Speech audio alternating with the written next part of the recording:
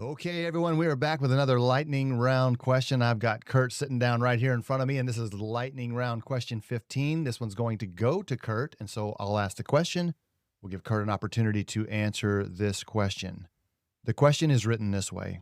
I'm in my 50s, and my son is in his 20s. I have not always been a good father and was absent during some important times in his life. How can I be a better father today, and how can I heal some of the damage that has been done? So that's our question. And I will just point out that unfortunately, this is a common situation that fathers and or sons find themselves in. And I can personally relate to this because my dad was emotionally absent for my life. He was there physically. He put food on the table, bought us clothes when we needed them and all that, but he was just emotionally uninvolved in our lives. And I never got a chance to rectify that. He never reached out. He wound up living in kind of a remote area of Utah, so it wasn't easy to get to him. So anyway, that said, it's just to show that I can relate to this particular question. Although I'm not any kind of family counselor, I do have personal experience, and I know what the scriptures teach. So really, to address this, I think you need to go into it realizing you may not be able to correct the situation. If you're a father who is in this situation or a son who wants to reach out to his dad, they may not want to face the issue because of their own personal challenges. They may not want to acknowledge that that situation exists. I didn't fail you or whatever the reason might be. But some things you can do if they're willing to engage with you. You're a father reaching out to a son that you feel you have, or you recognize that you have not fulfilled your role as a father, and that has caused damage. If they're willing to get together with you, the first thing you need to do is listen to them. Invite them to let you know how they're perceiving the relationship and the things they see where you failed. Just remember what James said in James 1:19, be slow to speak, be slow to speak, slow to wrath, but be quick to hear. So your goal is not to get into an argument. There's no self-justification here. You want to hear their side of the story. And then you need to accept that, whether you agree with it or not. Over the years, they may have built all kinds of things up in their mind. You never know. But you want to know where they're coming from. If you want to rebuild this relationship, you need to know what hurts are there and acknowledge that those hurts exist, whether they're justified or not. They are there. So they need to be addressed. And so listen to what they have to say without arguing, even if you don't agree, and accept what they have to say. This is what they are feeling, and you cannot deny their feelings.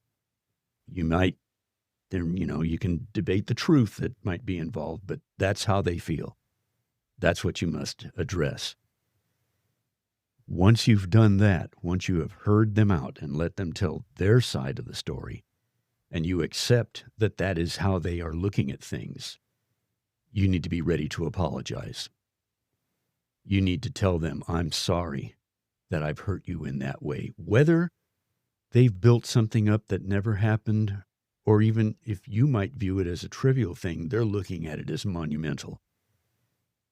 And you need to humble yourself. And that comes into play throughout this whole thing is humility, selflessness, put away the pride, put away the defensiveness.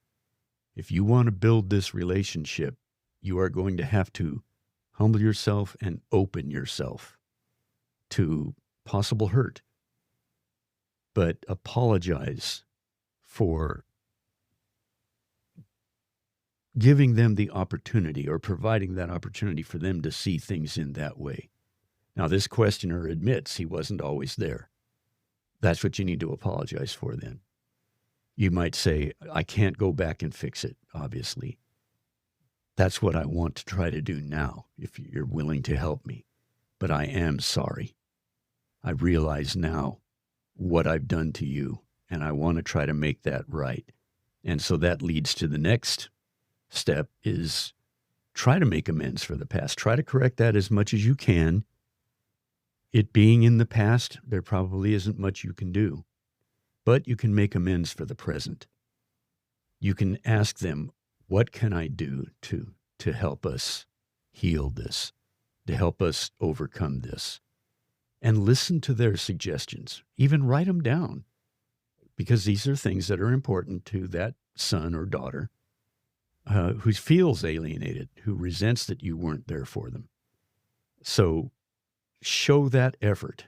When they say, well, here are some things you could do, then work on doing those things. Show them that you mean it, that you're not there just trying to placate the issue, that your actions are going to speak louder than your words, that you want to do those things that are going to try to help heal that relationship. And then be consistent with it. This is not going to be a one-time thing. You're not going to fix 30 years, 20 years of hurt overnight. It's going to take some time, and there are going to be some rough spots. But if that line of communication has opened, that's a blessing in the first place. You're able to get somewhere with that. So you might just keep on revisiting this way. Let's talk, what things are still bothering you. Am I helping you? What other ways can I help? Keep that communication going. Now, what if they don't want to respond? I suggest doing these things anyway. Maybe make your own list of the things you think they resent that are hurting them, the pain that's in their lives. And apologize, even though they're not there. Verbalize apology to them. Take it to God. I'm sorry that I wasn't the father you want me to be, Lord. And this is what has happened. And so work in our lives, my life and my son's, to help us. And then do what you can, even if they are not responsive. Do what you can as opportunity arises to make amends for the past. Maybe you'll see them at Thanksgiving or, whatever comes up. At that point, just tell them, I love you, son, and I'm sorry for what I did. And if that's as far as you can get, just leave it there. You've planted a seed. Don't push it on them, because it's going to have to come from them. But really, humility, selflessness, put that pride away, be open, be honest with yourself and your child, and put it all in the Lord's hands.